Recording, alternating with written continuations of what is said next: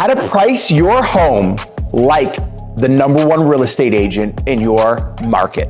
On this video, I'm going to show you exactly how you price your home so it sells immediately for top dollar, potentially even breaking a record in your neighborhood.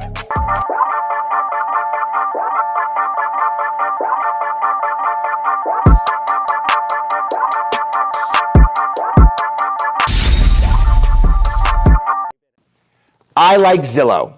You can go to homes.com, you can go to Realtor, you can go to Redfin, but I typically recommend Zillow. So what you will want to do, and here is the secret.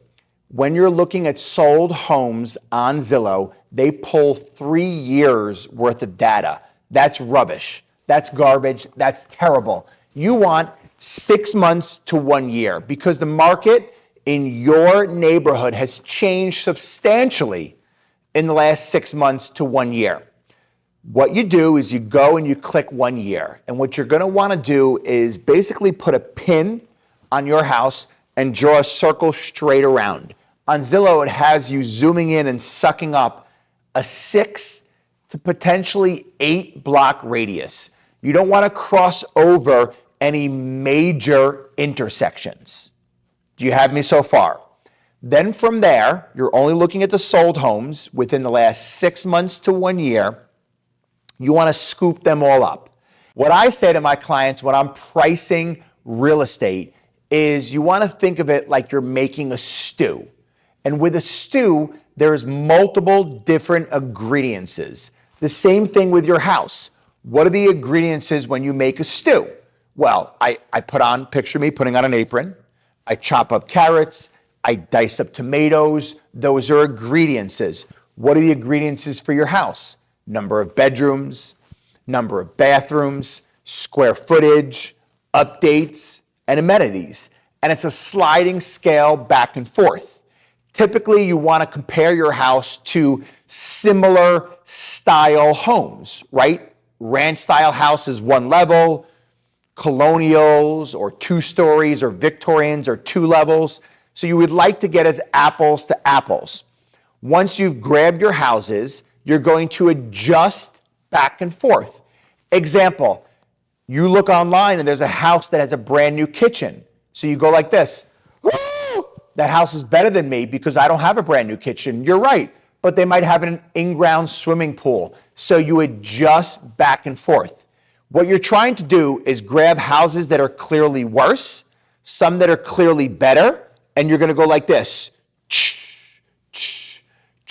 Find out where you sit. From there, what you also want to do is you want to see if you can pull the pending sales.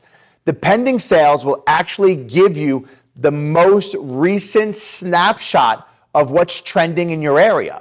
Now, this is a secret. You're not going to know what they sold for, but you'll know what they launched for. And keep this in mind, you're not deciding what your house is selling for. I can't do that, and I've sold over 2,000 houses, and I'm the #1 agent in my market. Either can you guys. The market's going to decide, but you have to price it properly. So what you're going to want to do is look at the pendings, and you'll see where the pending houses are launched. Now, if they're launched a little bit higher than the sales comps, then maybe you could launch at a higher number. If they're priced a little bit lower, then you might be able to keep in mind that potentially you might sit on the market. If those houses go pending in less than 30 days, then you know that the market's moving very quickly, and typically they probably went for that price point. Here is another seller secret. You've looked at what's sold. You looked at what's pending. Now you look at the competition.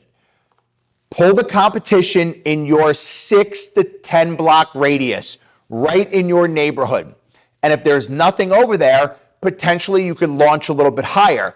But if there's a lot of other similar houses, example, if there's a lot of ranches and they're all priced at $750 and you wanted to go on for $800 and you're not substantially nicer inside, then I think you're wasting your time.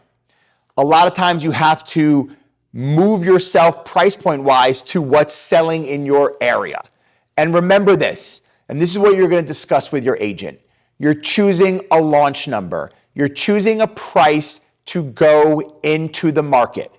And once you're in the market, if you're worth that number, you will absolutely get that number. People used to say to me, Bryan, I want to leave room to negotiate. I want to leave room so I can come down a little bit in price. That's an old mindset. The price is the price.